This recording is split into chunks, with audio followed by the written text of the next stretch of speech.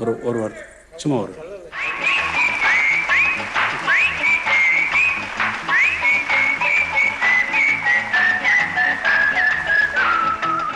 அனைவருக்கும் வணக்கம். வணக்கம் சுவாமி. இல்லை, இது வந்து சுவாமி சொன்ன மாதிரி ஒரு சித்தாஞ்சலியும் திங்கிற ஒரு நல்ல ஒரு பெரிய ஒரு மகான், அவரோட ஒரு நல்ல ஒரு நினைவு பண்ணி அவர் வந்து கொண்டாடுற ஒரு விழாவே அப்படி நினச்சிங்களேன்.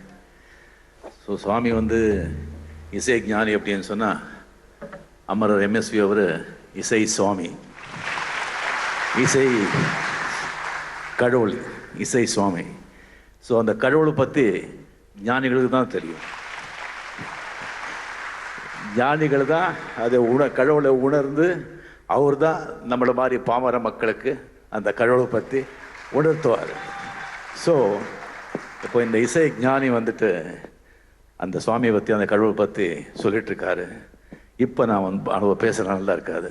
அந்த சுவாமிக்கு இந்த ஞானிக்கு கொடுத்த சித்தாஞ்சலிக்கு நம்ம கலந்துக்கிறோம், இங்கே இருக்கோங்கிறத மிகப்பெரிய ஒரு ஆசீர்வாதம். நன்றி, வணக்கம். இல்லை சாமி, நான் யாரையுமே கூப்பிடல.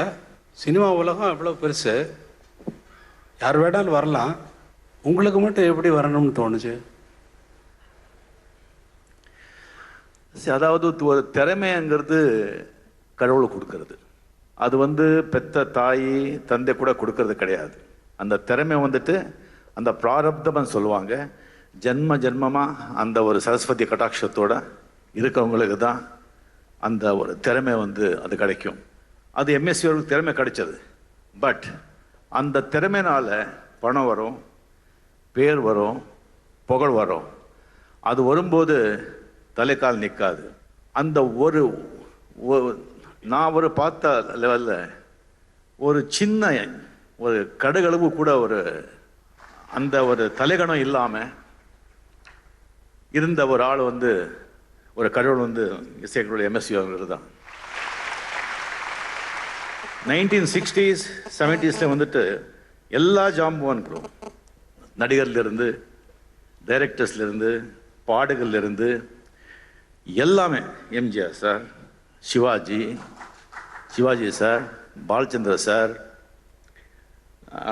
Sridhar sir, TMS, Sri Srinivasan, P Susheela, எல்லாருக்கும் வந்து மிகப்பெரிய உச்சிக்கு புகழுக்கு கொண்டு போனவர் எம்எஸ் விஸ்வநாதன்.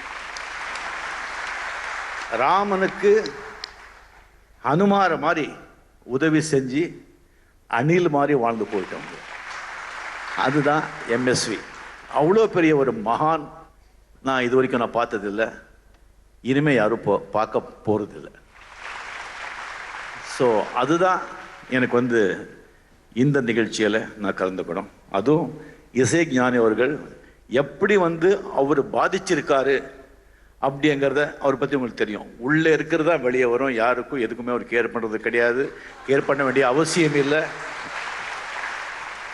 ஸோ சாமி வந்து அது எப்படி வந்து அவர் உள்ளத்திலிருந்து வெளியே வர வார்த்தைகள் வந்து அது தானாக வரும். ஒரு பிளான் பண்ணியோ எழுதியோ திஸ்டிங் அதெல்லாம் அவர் பண்ண மாட்டார். ஓரளவுக்கு ஐடியா பண்ணிட்டு வந்து இருப்பார்.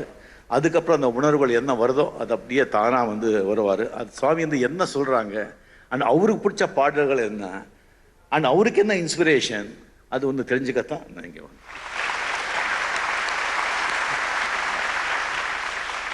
உண்மையாகவே நீங்கள் சூப்பர் சார், உண்மையாகவே நீங்கள் சூப்பர் தான்.